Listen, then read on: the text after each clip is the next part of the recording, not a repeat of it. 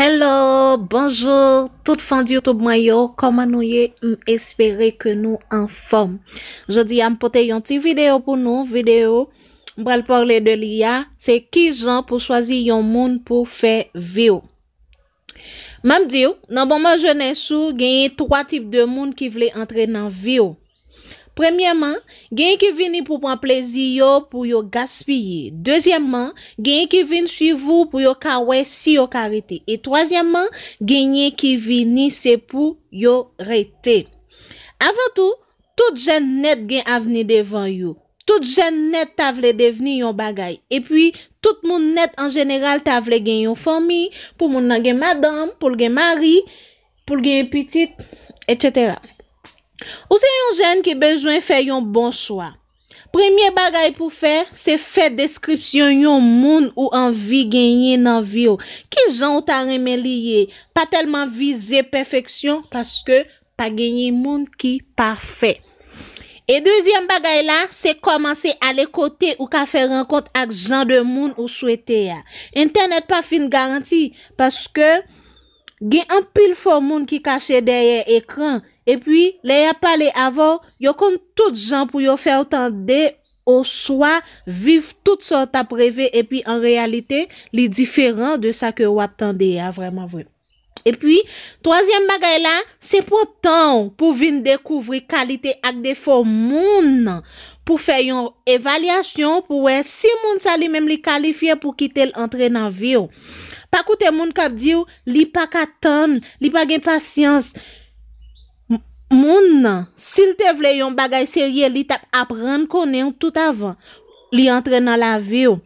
Depuis ou remarque li pa type de moun ou besoin, li gen plus défaut que qualité nan genre de type de moun ou ap chercher a, préféré ou tout retirer ko parce que depuis ou remarque défaut ou pas supporter la kali, pas tellement espérer avec l'amour li pour changer et pourtant c'est ou qui pour souffrir parce que ou pral temps pour le changer et puis s'il pas changer ou pral craser on quitter ça et puis ou pral condamner tout monde dit oh pas bon en vont dire ça juste faire yon ti analyse. En quatrième bagay là, les ou nan phase fait connaissance ak moun nan, ou apprendre connaître pour ka faire yon minimum confiance.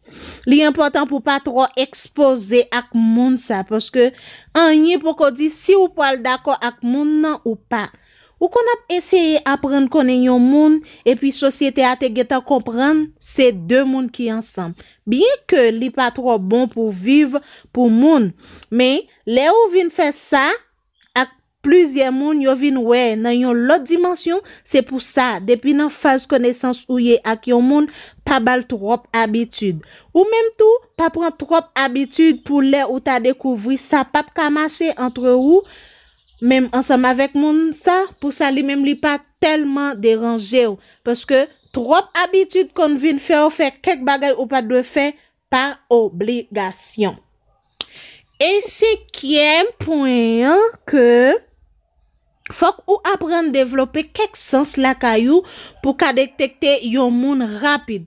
Même si li gen bagay li pa di faut ou tenace, faut ou rete vigilant pour chercher connaître plus de yon moun pour laisser yon l'autre moun vin di ou soit ou vin si prendre moun vin di ou vin si prendre moun nan pour pas sentir froissé parce que ou pas kon ça d'avance de moun nan. Pas quitter moun manipuler ou leur vle rentrer dans une relation avec yon moun. Toujours faire une façon pour gen contrôle soit faire parce que avenir avec réputation a un jeu. Mesdames, pas si ta ap marché fait expérience avec garçon, la société pas connaît ces moun par là ou pour qu'on trouver, mais y a mal regardé comme yon pervers. Mais prends sang pour ka faire un bon choix. Pito ou ret pour ko, tant ou gen moun se crier ou ap crier chaque jour. Pas koute pression la société. Tout moun gen moun, fok ou gen tout. Non, ça pas bon. Pour ti jan li même li gen yon moun et puis ou même ou dit, wow, ti jan gen yon, moi même fok ou gen tout.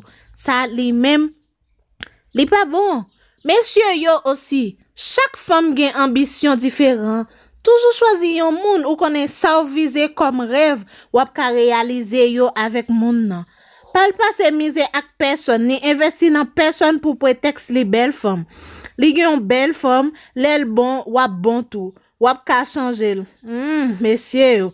Passer misère avec yon moun qui reme ou qui respecte ou qui pas faire n'importe bagay kap gen même objectif et puis kap vle rive ensemble avec ou.